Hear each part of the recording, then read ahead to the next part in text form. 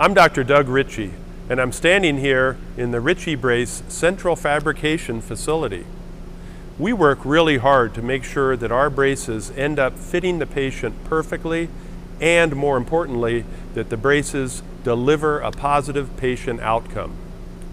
I'm going to take a few minutes to share with you some pearls of how we can assure a good outcome starting in the office setting with the casting process and the prescription process.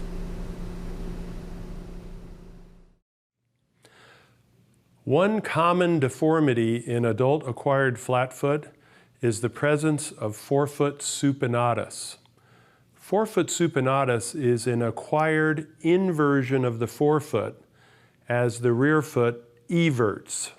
It is reducible, making it different than a fixed forefoot varus. These are two casts, right and left, taken of a patient with forefoot supinatus where the deformity has not been corrected in the casting technique. Instead of the practitioner pushing down on the first ray to evert the forefoot has been left inverted. And as the cast is set on the ground, it captures at least 10 degrees of forefoot varus bilateral, which really isn't a true forefoot varus.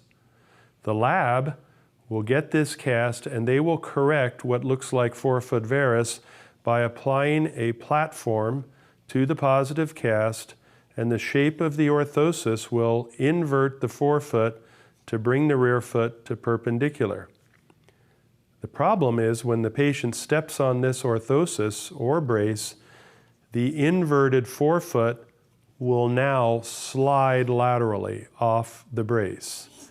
This is one cause of lateral slippage of a patient when they get fitted for their Ritchie brace or even a foot orthotic, is the patient is slipping off due to overcorrection of the forefoot, which starts in the office setting by failure to reduce forefoot supination deformity.